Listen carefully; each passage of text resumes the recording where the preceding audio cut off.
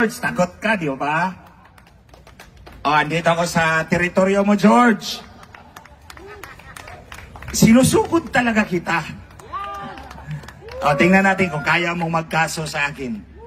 Tandaan ninyo, mga kababayan, 2-3 araw mula nang nagsalita si Atty. Respicio tungkol sa daya ni George Garcia, kinasuhan agad siya. Ako, 2 linggo na ang video ko sa YouTube, 1 hour and 47 minutes. Takot lang nila. Hindi nila ako kayang kasuhan at hindi nila ako kayang takutin.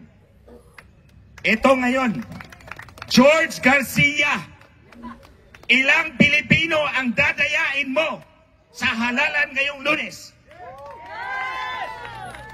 Ulitin ko, George Garcia, ilang Pilipino ang dadayain nyo ngayong darating na halalan sa Lunes?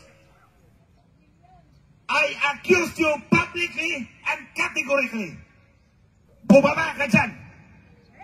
Tingnan natin kung kaya mong harapin ang ebidensyang nakalap ko sa 15 taon